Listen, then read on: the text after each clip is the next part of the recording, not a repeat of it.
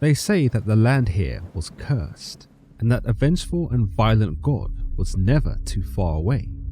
They say there were abominations of flesh wandering the landscape, giants, monsters, creatures that you and I will never know of again. They say the world we live in today was once home to so much more: wicked angels, malignant spirits, deities who at their core hated humanity, and that whilst the world today can still be a scary place, the world before the Great Deluge contained essences of pure evil.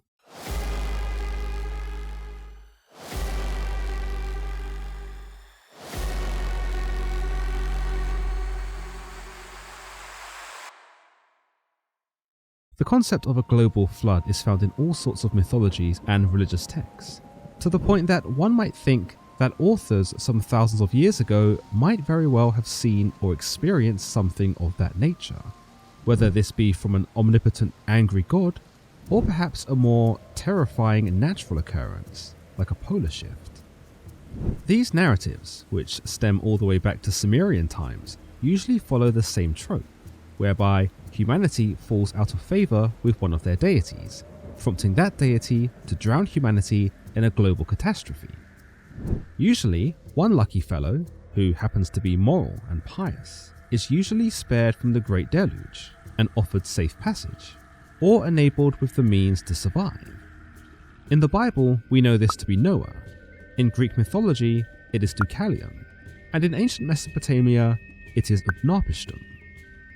Today there are two schools of thought regarding the concept of this great flood. Either it did happen, prompting all of these cultures around the world to make similar accounts of the catalysm, or it didn't happen, and it was just a pretty cool story made possible by the ancient Sumerians, which then inspired similar stories in subsequent civilizations. Indeed, some might be interested to know that the concept of a great flood is not original to the Old Testament, but rather this same concept had existed thousands of years prior, belonging to an ancient people who not only worshipped different gods, but led very different lifestyles. With this in mind, we'll aim to dissect what these pre-flood worlds could have looked like, based on the material that we have available, and come to understand what sort of dangers, wonders, and experiences such a place would have in store for us. As most viewers are more familiar with the Bible, and it is the flood tale that many today are more aware of, we'll start with the Old Testament version of the flood, and try and garner from biblical passages just what the world before the flood might have looked like. Now, if you had a time machine, and you were of the inclination that the biblical account had the right of it, then it's feasible that if you arrived in the pre-flood era, you might have caught a glimpse of the Garden of Eden. Based on the earliest chapters of Genesis, we understand that the biblical God created the Garden of Eden, and that this garden was essentially the birthplace of man. From the descriptions found in Genesis, we know that this was a remarkable sight to see, with all kinds of trees, plants, and animals, a kind of tranquil place that merged mankind and nature. Perhaps most importantly, there were trees that could grant powers. The Tree of Knowledge, for example, gave man the knowledge of good and evil, whilst the Tree of Life could grant man immortality. Because the Bible does not go into too much detail about the garden, it still remains something of a mystery to readers, leading some to consider whether it was moved to the heavens after man's betrayal, whether it was destroyed in the years of violence that followed, or whether it just simply withered and died now that no man was allowed back in to tend to it. With this idea, depending on what time you arrived in the pre-flood world, you may have either gotten a glimpse of the Garden of Eden in all its glory, assuming you were able to arrive in the days of Adam and Eve, or found it to be a heap of overgrown forestry in dire need of a gardener. In any case, you probably wouldn't have wanted to get too close to the garden even before it was deserted, because as we know, the biblical God instructed a cherubim to guard the entrance so as to prevent man from ever getting back in and taking fruit from the Tree of Life, which would in effect grant him with immortality. So with this, we know that the garden was pretty much out of bounds. The cherubim left on guard was believed to carry with him a flaming sword, of which he was authorized to attack man should he ever attempt to return. As if we needed any more reason to be afraid of cherubim, Ezekiel provides us with this description of them, telling us each of the cherubim had 4 faces. One face was that of a cherub, the second the face of a man, the third the face of a lion, and the fourth the face of an eagle. Ezekiel is pretty shaken up by what he sees, so it stands to reason that these angels were pretty terrifying to comprehend. Still, it's good to know that, at least as far as the pre-flood era goes, this sacred place and this frightening angelic security guard were 2 sights that, whilst potentially visible, were probably better off being avoided. In another viewpoint, the pre-flood world kind of sucked, especially as far as food was concerned. Now, of course, it wasn't like there were restaurants or Uber Eats back then, but because of Adam's nonsense, the very ground in that time was cursed, so that man would struggle to grow food and cause him great pain and frustration. However, part of this curse ensures that the yield of food will contain thorns and thistles, making it more difficult to sustain and harder to harvest actual nourishment. With this in mind, Adam is told that he must eat the plants of the land if he wants to survive, because realistically, there was no alternative. I mean, yes, you could hunt, but with no tools and resources, you probably wouldn't get very far. Now, if you were born more towards Noah's time, then chances are you might have had better luck in acquiring a heartier meal. But if you were around in the times of Adam, chances are you were probably going to be hungry. I mean, how many plants would one have to eat before they were full? I know certain hardcore vegans might get along just fine eating off the land, but for us meat eaters, it would probably be game over. One interesting idea proposed by believers of the biblical narrative is that if they'd found themselves in the pre-flood era, they'd have been more likely to have seen their God's work firsthand. We see God's magic from the moment he creates the Garden of Eden, but after that, the next time we see him really do anything is when he looks at Abel's offering with favour, but shuns Cain's. Indeed, here we see the 2 brothers sacrifice their offerings to their God, only for God to, in some versions, set Abel's offerings ablaze in satisfaction, whilst merely searing Cain's offerings with smoke. For believers, it might have been the case that if they were amongst these characters in a pre-flood world, God might have given them more direct signs, simply because there were so few people back then, as well as the fact that it would seem their God was a bit more forthcoming in those days. You'll also find in the pre-flood world that people lived longer, like a lot longer. Adam lived to 930 years old. Jared lived to 962. Methuselah, the longest living character in the Bible, lived 969 years. With that in mind, by the biblical God's design, you'd have enjoyed an additional 800 years of life to master a talent, or learn a skill, or maybe just enjoy your time with your loved ones. Whether this extended period of life is a gift or a curse is really up to the individual. After all, the Bible doesn't tell us if a 969-year-old man was a decomposing, brittle wreck, or if he had the same vitality of someone in their 80s. In any case, depending on your body and your health concerns, living for hundreds and hundreds of years may or may not have been a blessing. It should also be noted that one other feature that may interest viewers is that in these pre-flood times, pretty much everyone was speaking the same language.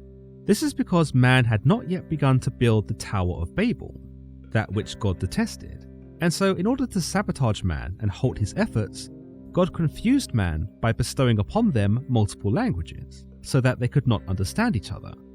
With everyone in the pre-flood era speaking the same language, there were some advantages. For one, communication between neighbouring tribes and cities might have been more successful. There may have been a greater sense of unity between peoples who could understand each other, and there may have been a more effective collaborative effort between large groups of civilizations. Indeed, there may have even been differences in culture that, with a unified language, could be comprehended and empathized with. By the time of Noah, the pre-flood world would have looked pretty chaotic. We know from the Genesis account that there was wickedness on the earth, and we are led to believe that this was a pretty violent and godless time, where the majority lived in debauchery and sin. Whilst the Bible isn't too specific about exactly what went on during this time, if we were to consult the apocryphal Book of Jasher, which provides us with an alternative look of the narrative and allows for more detail, we see that people were murdering each other, sleeping with each other's wives, lighting each other's homes on fire, and even forcing different species of animals to breed together. So for you to be living in the pre-flood world here, chances are that you were either getting your hands dirty in what sounds like the biblical version of the Purge, or you would have probably been hiding and chosen to avoid going outside altogether. If you were really lucky, you might have been like Noah and continued to practice your faith amongst all the bad things happening around you, and eventually might have been granted access to the Ark. Now, let's say you were there in pre-flood times, and let's say for the sake of argument that you were in hiding. Did that mean you were relatively safe? Well, as we can see from Jasher, it's probable that some lunatic would have come and burned your house down anyway. But even if you were remote enough that you weren't found by another man, you might very well have still been sniffed out by something even more terrifying: a giant. The biblical account tells us that giants, known as Nephilim, were around in those days, but we don't really get told that much else about them here. Indeed, they are described as heroes in this context, but if we were to consult an apocryphal text known as the Book of Enoch, we see that these Nephilim were actually monstrous and terrible creatures that came about because angels, a variation known as watchers, decided to take the mortal women and impregnated them with their angelic seed. This didn't result in an angelic child, but instead something so hideous and disgusting that even the watchers don't seem to stick around to take ownership of them. Instead, these hulking brutes were said to go on rampages, first consuming all the food, then all the animals of the land, then mankind itself, and sometimes even each other. Their appetite and thirst knew no bounds, and as the text describes to us, these giants could not be reasoned with, much less could they be resisted. So the pre-flood world has another curveball in store for you: hungry, merciless giants. Some who subscribe to the Enochian Account argue that this was the reason why the biblical God caused the flood in the first place, for after having his own archangels thin the herd of the Nephilim, he sees to it that the rest of them, as well as humanity, are drowned. In the Sumerian epic known as Atrasis, we are told of the multiplication of humans, and how this growing population of mankind became not only a concern for the gods, but became irksome to one god in particular. Enlil, the principal deity of the pantheon, had decided that humanity had become a nuisance. He not only came to despise them for how loud they were, but also found himself annoyed by the fact that he could no longer sleep at night because of the noise they made. With this, he resolved to destroy humanity with a flood. Enki, a god that many liken to that of the Greek Prometheus, warns the hero of the story, also known as Atrasis, who later adopts the name Utnapishtim, of what Enlil is going to do. He instructs Atrasis to build a boat large enough to house himself, his family, and the animals, and to use this vessel to sail upon the flood once it arrives. Much like Noah, Atrasis is chosen because of his piety, and after the flood has passed, he too is welcomed into this new world, where everything is started afresh. Albeit welcomed isn't necessarily an accurate word, because when Enlil finds out that man has survived, courtesy of Enki, he is furious. Still, the gods work out other means of population control that are less disastrous than the flood. This account is later corroborated by the Epic of Gilgamesh, where Gilgamesh actually meets Atrasis, now Utnapishtim, and Utnapishtim recounts the event that he endured and how he was able to survive. Through this mythology, the pre-flood world differs slightly to that of the Bible. Where mankind is punished for their sinful and wicked ways in the Genesis account, mankind in the Sumerian epic are punished simply for having a good time. It is because Enlil cannot endure the noise that humanity makes that humanity must perish. And so with that, you might say that living in this pre-flood world definitely hinged a lot more on the mood of the gods. With this idea, you might say that the biblical God causes the flood because he is not only angry, but he is hurt, he is betrayed, he is scorned by his own creations. In some schools of thought, he is justified for his mass murder. Enlil, on the other hand, is just annoyed and restless.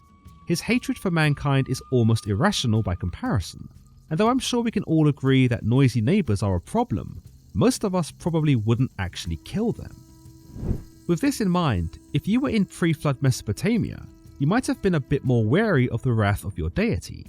After all, there were several of them. Of course, saying that, this didn't stop the Sumerians from making all that noise. In fact, it's arguable that Enlil never even told humanity about the noise they were making, for if he had, they might have made efforts to make reductions on their own. The biblical god had at least left warnings to humanity. He chose people to speak for him and to lead by example. The Sumerian gods, on the other hand, at least Enlil, seemed to shoot first and ask questions later. Put simply, the longevity of your life in this pre-flood world essentially came down to whether the gods were in a good mood or a bad one. This video has given me an idea to make another video encompassing all the flood stories from as many mythologies, beliefs and cultures that I can get my hands on, so keep an eye out for that one in the near future. With that being said, I'm sure you've determined that living in the pre-flood world, especially the biblical one, could be pretty touch and go. If you weren't fending off giants or fanatic anti-god murderers, you had cursed land to work with. And sure, you got to live like 900 years, but for most of us, this might have been 900 years of squalor. Depending on how closely you were born to either Adam or Noah, acquiring sustenance would have been a daily struggle. It's a wonder they lived as long as they did. And you'd probably have to be on your best behaviour all the time, because the biblical god seemed much more active in delivering his sentiments, whether they were encouraging or otherwise. As always guys, if you've enjoyed today's episode, then don't forget to give this video a like and don't forget to subscribe for more content just like this. Until next time.